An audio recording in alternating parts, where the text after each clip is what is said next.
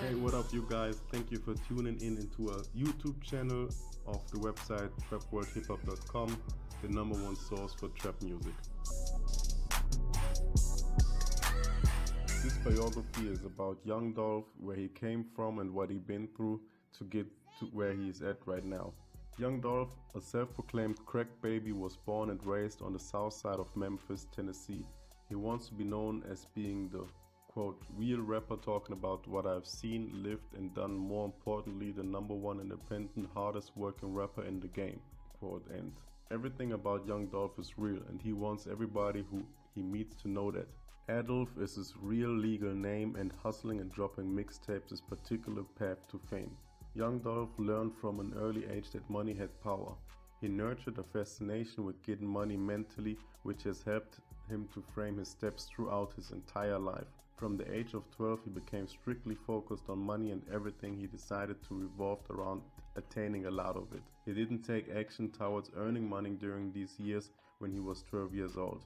He was just adamantly consumed with painting a mental plan for all the different ways that he possibly could attain a large amount of it. A rough childhood fueled Young Dolph's focus on getting money. Dolph grew up in a troubled home, lacking love and attention, specifically from his mother. In his hit track Preach, he rapped that "Mama always in the streets, so guess who raised me?" In his music, he describes at a time where his parents were smoking crack. He has illustrated in numerous interviews about his parents being completely helpless. He remembers when his father beat his mother up so badly that she ended up in the hospital. Dolph was only 2 or 3 at the time.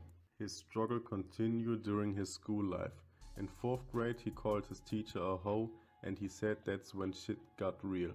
Growing up on the streets of Memphis has provided a lot of content for the message in his lyrics. He takes pride in the fact that he has lived the tough streets in which he raps about, in contrary of some who is simply just rapping fake messages to sell records. He raps about seeing a man get shot at 9 years old and witnessing several other disturbing scenes of violence. His grandmother got involved in bringing him and his siblings out of the chaos they had experienced. She knew she had to take him out of his environment for him to succeed and complete his education. She took him under her wings along with his 2-year-old brother at the time. Young Dolph stated that while living with his grandmother, he knew that he had to complete high school. He said dropping out was not an option. He stated that, quote, "You know, the least that you can do at a minimum is graduate. Graduate for my grandmother raising me," quote end. She was a relatively strict woman, but he attributes that he learned respect, how to respect others and respect in life.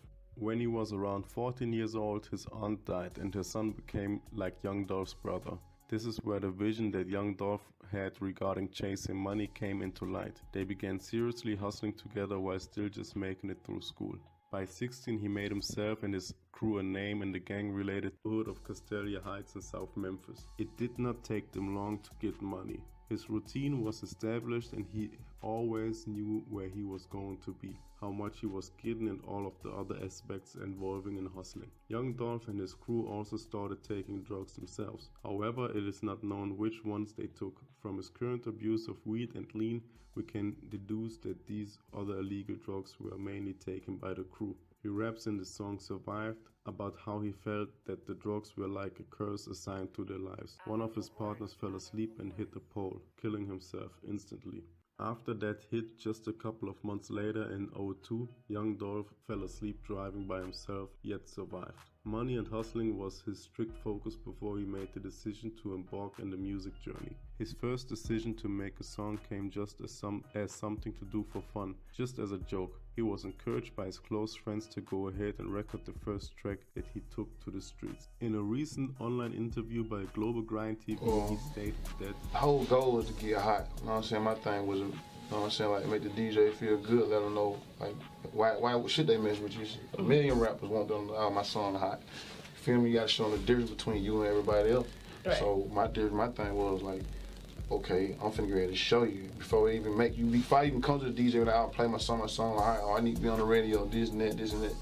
I hit the streets first. You know what I mean? Supply and demand. Like I hit the streets, flood the street with the product, get the street amped up. So when I do go to the DJ and they do play it, it's gonna be a reaction. Young Dolph's journey into music industry was not deliberate. Music wasn't really his life, and he never planned on making any. He was an avid rap listener and fan, which did keep music a part of his everyday life. Dolph shared in the same interview that he always listened to hustle music such as No Limit, Rough Riders, Jay-Z and C Murder. He quoted that C Murder is his favorite rapper because he's just like Dolph from the South, yet his love for Jay-Z was real too. In the same interview, he took some time to talk about when he was 16 hustling in the streets. He wants everyone to know that he has always had money and was living a similar lifestyle as now. You know what I'm saying? Like how I'm moving around and what I'm doing, like my lifestyle right now, 2014. Like this being my lifestyle before I even jumped on the microphone. Oh, okay. You know what I'm saying? So like really like everybody around me, my parents, my buddies, everybody will tell you like you been had bitches. New.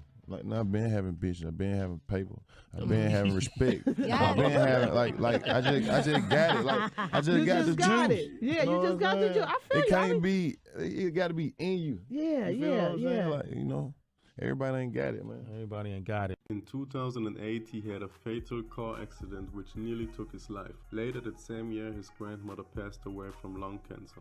This series of incidents motivated his wake-up call. He started doing music around that time because it served as emotional release. In addition, Young Dolph and his fellow swore complained about fake rappers telling stories about what they've never done, witnessed or experienced. His partners encouraged him to do more music after hearing his first song.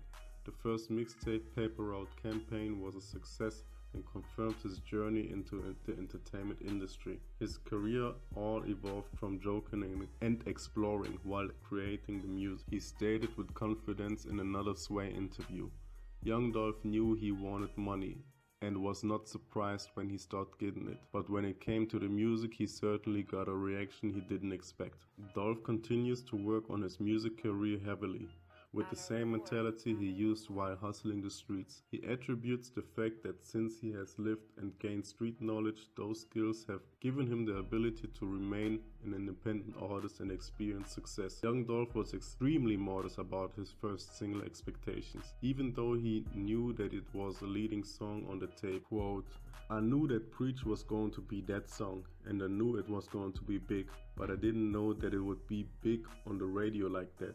Like there was too much real shit in it from the streets. Young Dolph has various mixtapes. He is currently working with artists like Juicy J, Gucci Mane and 2 Chainz. Dolph was only known by trap heads for a while until his hit single Preach started getting recognized. He is on a direct path towards establishing his spot in the trap world. He's definitely one to watch in the game. Honorable Court. Alright, thanks again for tuning in. If you liked the video, please subscribe, share, like, comment, whatever you feel like, and tune in again.